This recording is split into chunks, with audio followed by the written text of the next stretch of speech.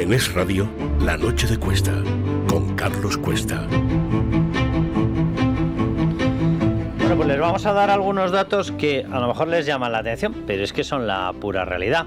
Algunos ya los hemos comentado, otros van a ser nuevos, pero fíjense, para que se hagan una idea, digan ustedes cuánto nos estamos gastando en mantenimiento de las vías, la cosa más polémica que puede haber ahora, ¿verdad? Bien, pues les hago una comparativa, 1/3 de lo que se gasta Radio Televisión Española. ¿Qué les parece? Creo que es representativo, ¿verdad?, las prioridades de este gobierno.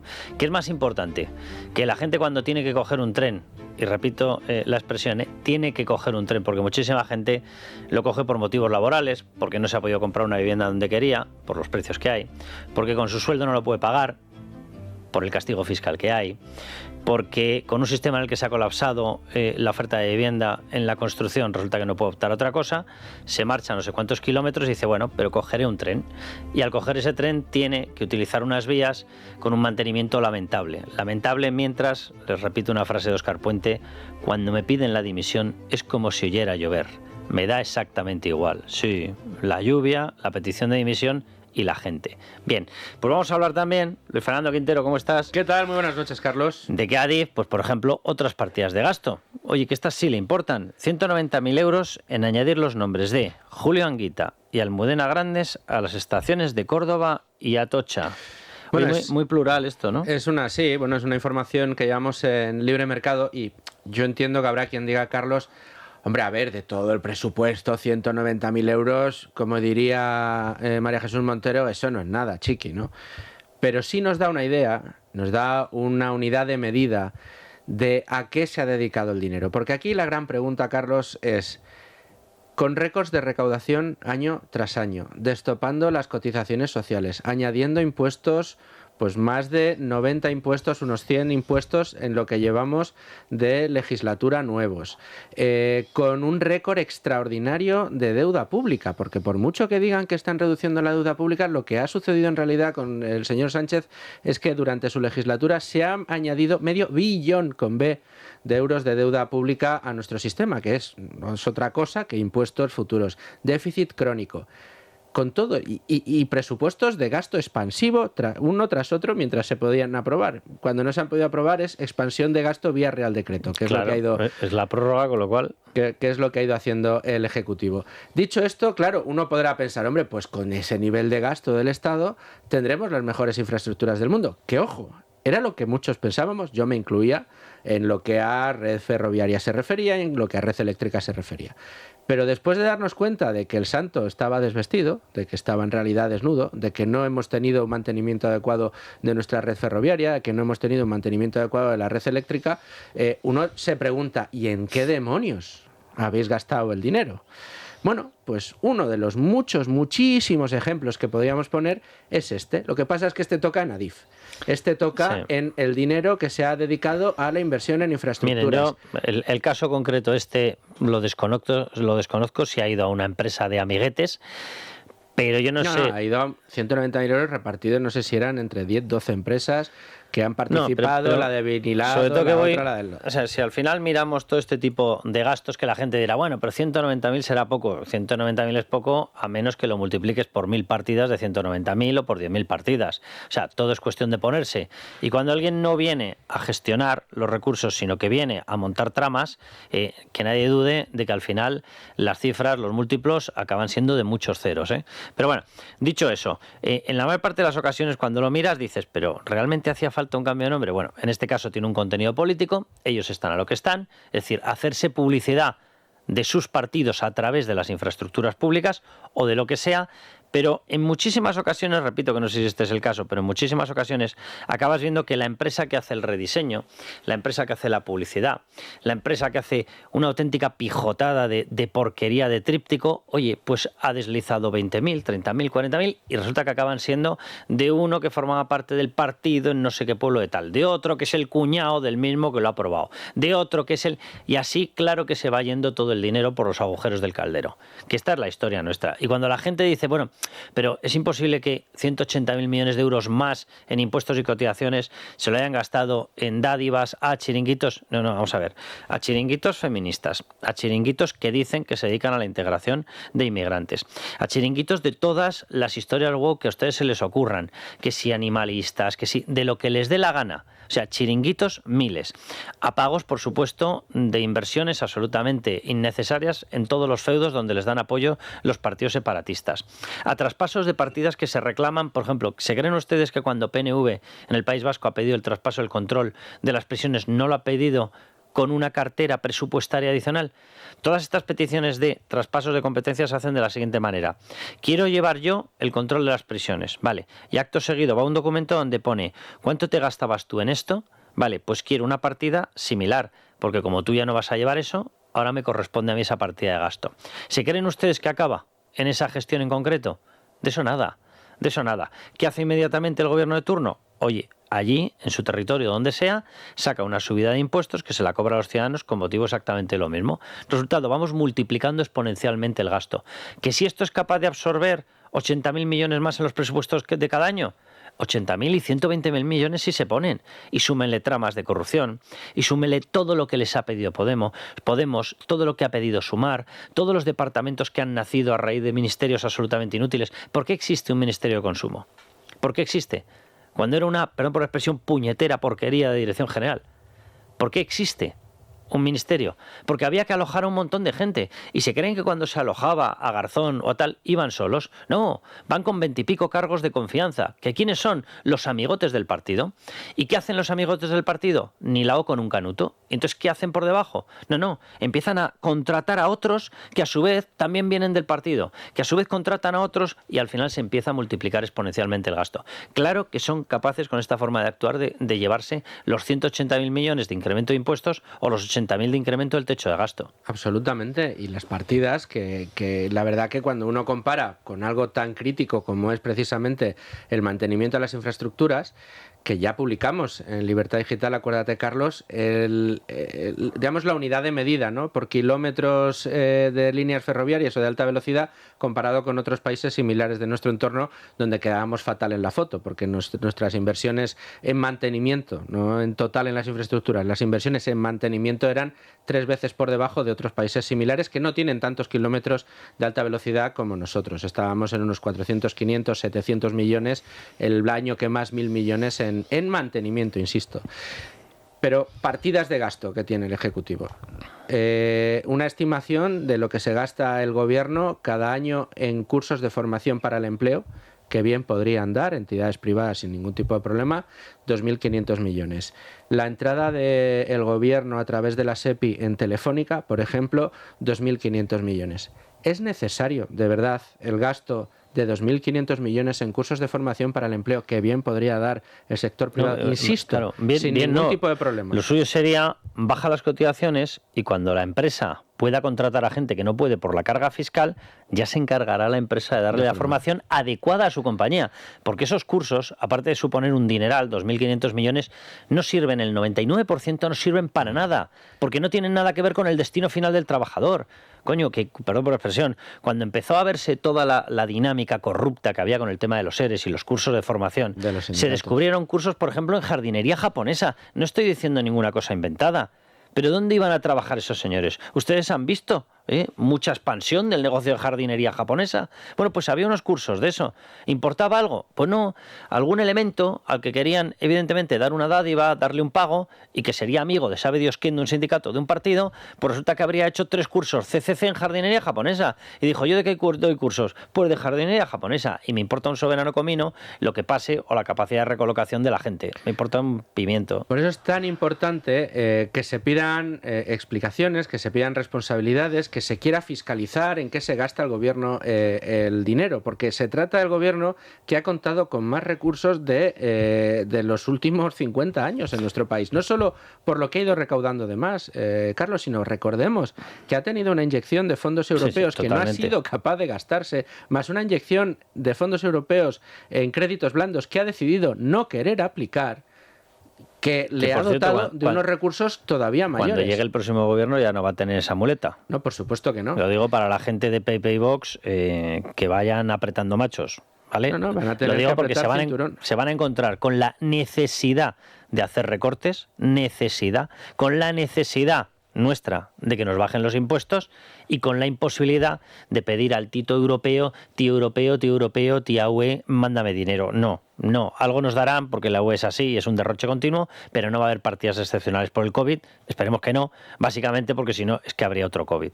Déjame que lea este titular porque son datos que son escalofriantes. Sí. España lidera los descarrilamientos de tren en la Unión Europea, pero según Óscar Puente no hay ningún motivo para que él dimita. No, claro, este es uno de los grandes problemas que tenemos. También información que tenemos en el libre mercado y con unas cifras que son escalofriantes, Carlos. España representa el 8% de toda la red ferroviaria de la Unión Europea. El 8%. En nuestro país se produjeron el 19% de todos los descarrilamientos en 2024. Pero si nos vamos a 2023, se produjeron en España el 23,5% de todos los descarrilamientos que se produjeron en la Unión Europea. 16 de 68 descarrilamientos de tren registrados en toda la Unión Europea. Esto, de nuevo, ni son bulos, como dice Óscar Puente, ha dicho hoy que menuda cara dura la que ha tenido el señor Óscar Puente en su declaración en el Senado. No son bulos, no son fangos, son datos. Y son datos que lamentablemente indican, y fíjate, y aquí digo, mal por parte de este gobierno, y mal por parte de este gobierno que luego además cuando ha querido justificar que está destinando mucho más recursos que otros gobiernos anteriores a la inversión en infraestructuras, se le olvidan algunos detalles, como que la parte del Partido Popular que critica era la parte que venía de la crisis financiera internacional, cuando estábamos en una crisis brutal, que hubo que recortar mucho gasto, y luego también se le olvida que la parte en la que en su gráfica sale así una línea hacia arriba, unas barras hacia arriba muy grandes, de mucha inversión por su parte, viene dopada con un 25% de inflación. Con lo cual, en este caso, y seguimos estando muy por debajo de las cifras estándar de inversión en infraestructuras que dedican otros países. Mira, por eso es tan importante todo lo que estamos diciendo. Esta mañana miraba yo los datos del tren bala japonés. Lleva 60 años, básicamente, operativo. 60 años, ¿eh? Accidentes por descarrilamiento con consecuencias mortales. Agárrense a la cifra, 0. En 0. 60 años. En 60 años. 0 muertes provocadas en accidentes por descarrilamiento. 0. Pero pero aquí tenemos que creernos que no pasa nada por mantener una vía, o más que mantener, por no mantener una vía y dejarla como está.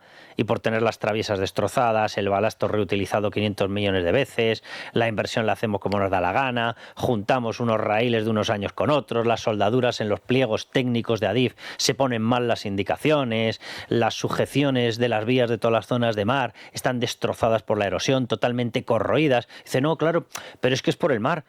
Perdonen, ¿y esto qué pasa? ¿Que no tienen previsión? Pues tendrán que cambiarlo más, ¿no? O sea, y dices, no, pero no tiene nada que ver. Vale, pues entonces, como en 60 años en Japón, repito, 0 accidentes mortales por descarrilamiento, 0 muertes en 60 años. ¿Por qué? Un tren que alcanza los 320 e incluso ha hecho pruebas por encima. Pero bueno, velocidad tope habitual 320 kilómetros por hora. Velocidad media está marcando unos 260, 280. ¿Por qué ellos pueden y nosotros no? ¿Porque tenemos una maldición bíblica o porque tenemos socialistas? Bueno, pues porque tenemos socialistas. Porque esto, Carlos, abre otro melón en el que todavía no hemos entrado, pero que se traslucen muchas de las informaciones que hemos publicado, que has publicado y que hemos publicado en Libre Mercado, que es el de la contratación pública de ese mantenimiento.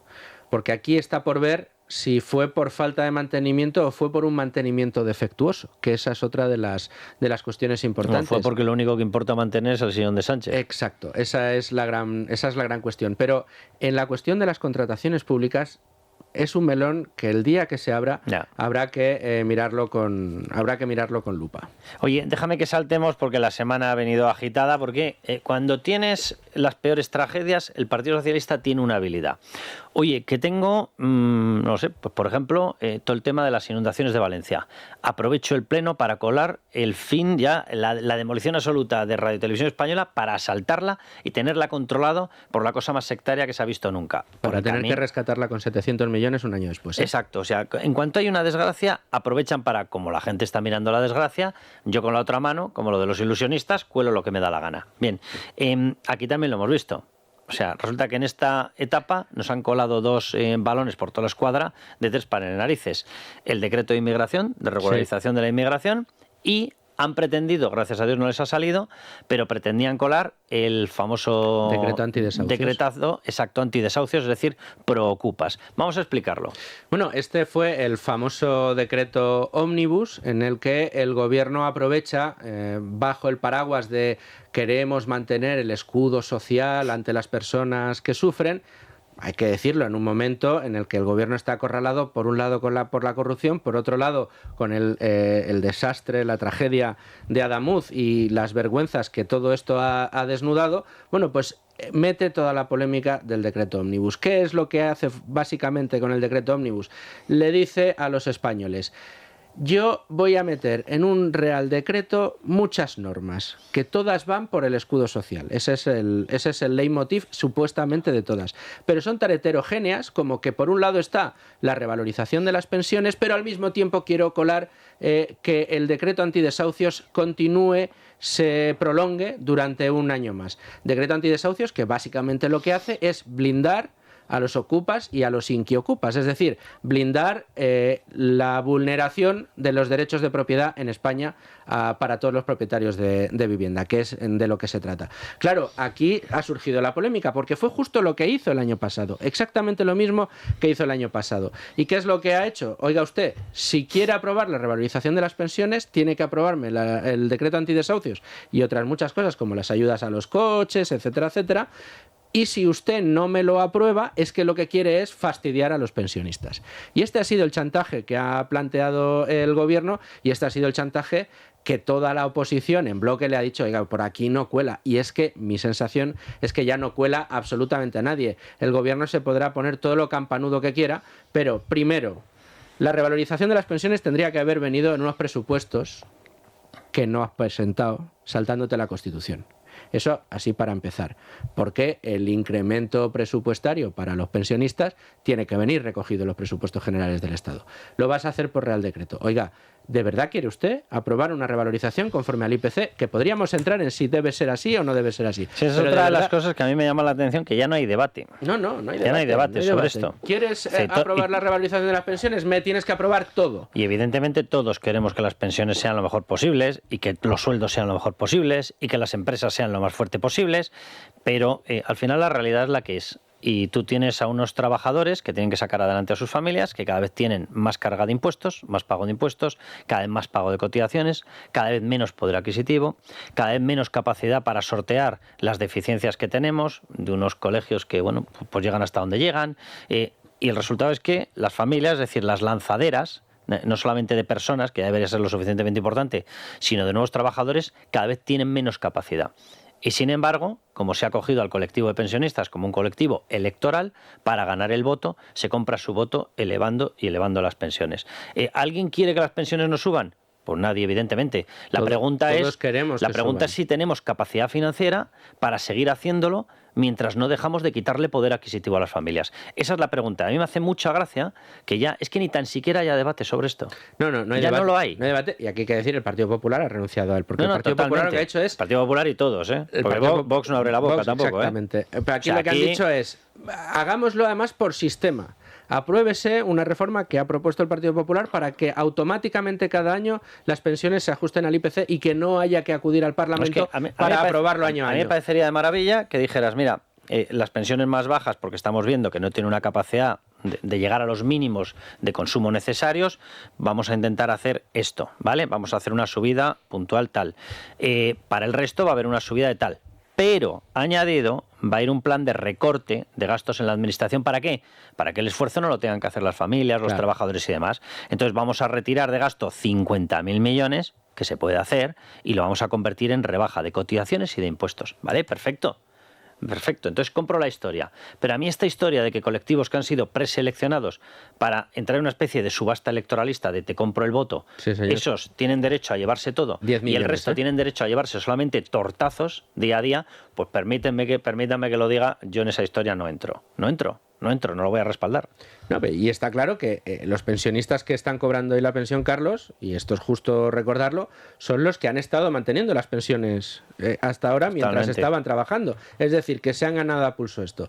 Pero ¿qué tenemos? Tenemos un gobierno que ya hurta el debate. Tenemos un gobierno que está utilizando de verdad de rehenes a los pensionistas, a 10 millones de votantes, para decirle, mira qué malos los del PP que no lo aprueban, en lugar de decir, yo no quiero que se apruebe porque lo que quiero es que el PP vote en contra y por eso le meto el decreto antidesahucios por medio porque sé que no me lo van a aprobar. Y luego, por último, oiga usted, hay una cuestión aquí fundamental que nunca entra en debate, Carlos. Han cercenado las posibilidades que había de poder tener una pensión privada, un plan de pensiones privado, como Dios manda, reduciendo las aportaciones posibles hasta los 1.500 desde los 8.000. Eso es lo que han hecho. Te digo una cosa, ya esa medida se ha quedado como totalmente ineficaz. Lo digo porque como le han quitado a todos los hogares la capacidad real de ahorro, ya da olímpicamente lo mismo que hay un incentivo para llevarlo a un plan de pensiones privado, ¿no? Porque como no tienes capacidad de ahorro, da igual, ¿qué más da? Vives al mes. Pero es que a mayores, ¿tú qué metes en un plan de pensiones privado? El que se lo pueda permitir, el que pueda ahorrar. El dinero que te queda después de trabajar, después de pagar tus gastos, después de pagar todos los impuestos que hay que pagar, y lo que te queda lo ahorras. Y el Ejecutivo, en esos ahorros de planes de pensiones privados, una vez tienes que recuperarlo cuando ya te jubilas, te empieza a cobrar impuestos sobre ese dinero que has invertido y que has ahorrado previamente. Además te lo cobra por el IRPF, es decir, te entra como renta. Oye, mira, una medida que dentro del sector financiero se escucha en ámbitos privados, pero nadie quiere hacerlo público. Oiga usted, estos problemas de los pensionistas empezaban hoy a solucionarse, no para los actuales, pero sí para los futuros, si quitaras la tributación de los productos de ahorro para la jubilación. Quitas toda la tributación, que es un dinero que ya ha tributado cuando se generó, cuando se ganó en un sueldo, cuando se ganó en una empresa. Ese dinero que ya ha tributado, cuando lo inviertes en productos para la jubilación, deja de tener tributación y además se puede heredar sin ningún tipo de problema. Ya verás tú, como si eso lo hacen, tendríamos mucho más recursos para los pensionistas. Te digo más, en vez de ir persiguiendo a la gente que decidimos voluntariamente trabajar más o tener que estar aguantando la monserga de Yolanda Díaz, reina de los holgazanes, y que trabajar, la nieve nos impide trabajar, no trabajéis más, trabajad menos, que ya estoy de que alguien me diga que trabaje menos. Días libres climáticos. Dios bendito, especialmente cuando resulta que encima yo trabajo más para pagar entre otros a ella, que tócate las narices. Gracias por el agradecimiento, señora Yolanda Díaz. Oye, pero se me ocurre una medida. Las personas que trabajan más, que precisamente tuvieran una carga fiscal claramente reducida sobre ese aporte de horas extra. ¿Qué conseguiríamos? Anda, que se disparara la productividad. Y aunque disparando esa productividad recaudaras menos por unidad de hora o por unidad de sueldo, acabarías disparando tu recaudación. Oye, y creas una partida con eso precisamente para todas las partidas, pensiones no contributivas, las que no están ligadas a la seguridad social. No, pero para ellos, no podrán buscar nunca una medida, una reforma que de una manera inteligente solucione el problema que tenemos financiero. No, todo tiene que ser a tortazos fiscales. Oye, antes de que nos vayamos, que quiero que me expliques esto, lo del batacazo del dólar. Bueno. Cuidado con esta historia, muy rápido, ¿eh? Se ha disparado el dólar, ¿vuelve el temor a una crisis global? La caída del dólar, sí, ha caído de manera muy notable, ha roto el nivel de los 1,20 dólares, 1,20 euros por cada dólar. 1,20 dólares por cada euro, y esto lo que ha hecho ha sido empezar a encender alarmas en el plano internacional. ¿Y por qué? ¿Cuál es la causa? La causa es la inestabilidad global y la desconfianza. Sí, pero ha agitado mucho el tablero, tenemos un nivel de incertidumbre muy grande y un nivel cada vez mayor de desconfianza en la moneda fiduciaria. Esto es lo que subyace dentro de esta caída tiene que ver con Trump? Del dólar. Tiene que ver con Trump, que tiene un Estado muy endeudado, tiene un 125% de deuda sobre PIB y que está empeñado en devaluar el dólar a toda costa. Para meter inflación y que le cueste menos pagar la deuda. Porque como gobernante tiene dos ventajas. Una, consigues que tus productos, al ser más baratos, por tener una moneda se exporten mejor. Y por otro lado, tienes mucha deuda, al estar endeudado en una moneda que pierde poder adquisitivo, que cae, pues también cae en la misma medida. Inyectas inflación, tu deuda. Como la gente no lo va a entender, porque Donald Trump considera que todos son mucho más tontos que él, pues oye, tú inyectas inflación, pierden poder adquisitivo, pero pagar tu deuda te cuesta mucho menos porque la pagas con una moneda que es más fácil de pagar. Entonces, esas son las ventajas para Donald Trump. La desventaja, que lo que estás haciendo de facto es empobrecer el país. Totalmente. Para que nos hagamos una idea, quienes han estado abusando de ese tipo de políticas ha sido la Venezuela chavista, ha sido la Argentina de los Kirchner, que devaluando para poder exportar, para poder inyectar liquidez en un mercado, lo que han estado haciendo ha sido empobrecer. ¿Qué pasa? El gran riesgo en esto, Carlos, es que en un momento determinado el mercado, que esto de momento no va a pasar porque no hay una alternativa que se conciba como tal, pero en el momento en el que el mercado considere que el dólar ya no es lo suficientemente potente, ya no es una moneda de reserva mundial, podemos tener encima de la mesa la madre de todas las crisis. Vamos a dejarlo aquí y yo simplemente añado una cosa. El bono americano, el bono estadounidense está nominado en dólares, ¿verdad? Sí. Bien, las reservas de la banca estadounidense, ¿dónde están? En bonos estadounidenses. Si cae el dólar que cae, las reservas de la banca estadounidense. No, lo digo porque hay gente que defiende y dice, no, Donald Trump es un genio económico. ¿Un genio económico? Sí. Vamos. Mientras lo que está subiendo es un churro de mucho cuidado. Pero bueno, no criticaré yo desde luego la extracción de Maduro. Ojalá fueran sacando a todos los dictadores del planeta, pero vamos, hay cosas que hace que Dios bendito, ¿eh? Sí. No estaría de más que escuchar a alguien, más allá del pelo ese con minoxidil que tiene. Bueno, lo vamos a dejar aquí, sí, es que hay veces que toca las narices a todo el mundo, desestabiliza los sistemas de ahorros de todo el planeta, con las bolsas, y toca las narices que no veas. Pero bueno, vamos a dejarlo aquí. Luis Fernando, que un placer. Un placer, Carlos. Bueno, pues nosotros nos marchamos, mañana aquí estaremos, vaya semanita que hemos tenido, sobreentiendo que seguirán las informaciones que están sacando la realidad de nuestro tejido ferroviario, y la realidad es que nuestro tejido ferroviario da vergüenza, y la realidad es que el funeral que hemos visto hoy se podría haber evitando las 45 muertes de ahí, más la muerte de otra persona en el Cercanías catalán, si se hubiese hecho el mantenimiento que se tenía que haber hecho, y se lo acabamos de explicar. ¿Había dinero? Claro que había, pero se ha decidido gastar en otras cosas. Les dejamos, mañana aquí seguiremos, ya saben, viva España y viva la libertad.